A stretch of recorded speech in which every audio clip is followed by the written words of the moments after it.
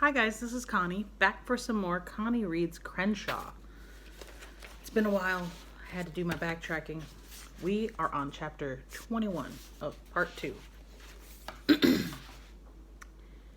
If you ever had to live in your car, you are going to have some problems with feet, especially if you're stuck in there with your little sister and your mom and your dad and your puppy and your imaginary friend. There are many kinds of feet problems. Stinky dad feet.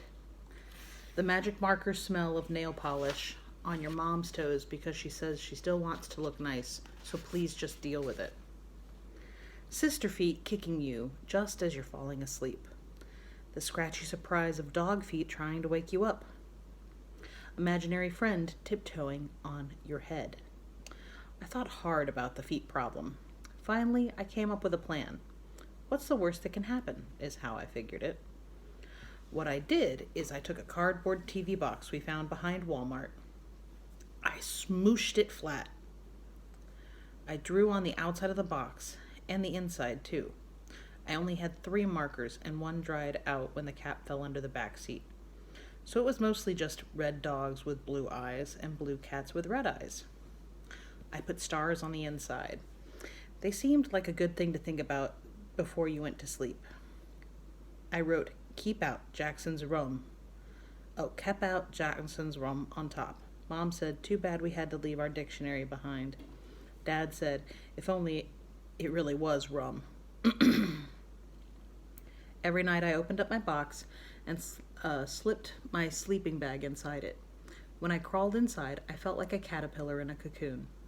It was almost like my old room, where I could think without anyone bugging me. When Robin kicked me in her sleep, she hit the box, which was not exactly the same as kicking me.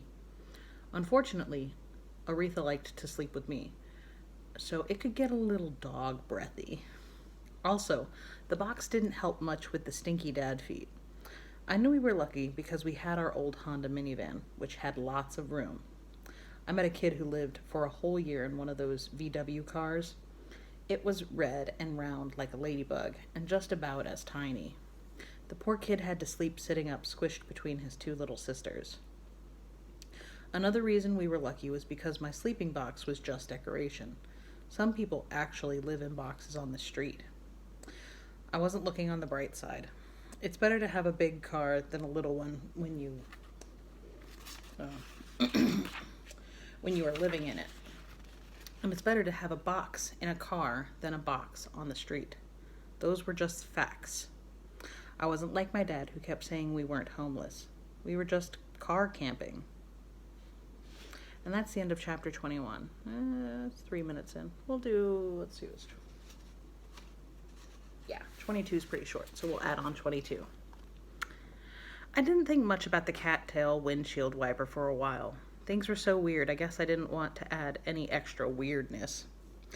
Our first night in the minivan was kind of fun. We drove to a park near the Golden Gate Bridge. A man had a telescope to look at the sky, and he showed us the Big Dipper and Orion. Across the water, the lights of San Francisco covered the ground like lazy stars. Read that right? We were going to just sleep in the parking lot, but a security guy knocked on the window. He told us we had to get moving, and then he waved his flashlight around like a Star Wars lightsaber. We drove to Denny's, a restaurant that's open 24 hours. My mom knew one of the cooks, and he asked the manager if we could park there just for one night. He said yes, and even let us have some pancakes that were too burnt for the customers. We had more burnt pancakes in the morning. By then, everybody was grumpy and sore. Only Aretha was in a good mood. She loves pancakes. My parents didn't have any work scheduled that day, so we headed to the public library to kill time and wash up. My mom and dad took turns staying outside with Aretha. It's dangerous to leave a dog in a hot car. The library had air conditioning and soft chairs. The bathrooms were clean, which was a nice plus. I never used to think about things like, is a bathroom clean or not? Whenever I took my bath, my mom would say, here comes Hurricane Jackson, because I made such a mess. One of my favorite bath experiments is about something scientists call buoyancy. Will it float, is what I called it. It can get a little messy, but it's very interesting. For example, if you drop a mostly full bottle of ketchup in the tub, it will not float. But it will turn the water an awesome color. It will also annoy your mom. We stayed at the library most of the day. The librarian in the children's department even shared her sandwich with Robin and me. She had Ritz crackers too, and she gave all of those to Robin. After that, Robin decided she was going to be a librarian when she grew up. If the animal scientist thing doesn't work out, I might become a librarian too. And that's the end of chapter 22. Be careful with that and enjoy. Please and thank you, and I will see you for the next installment. Have a great one.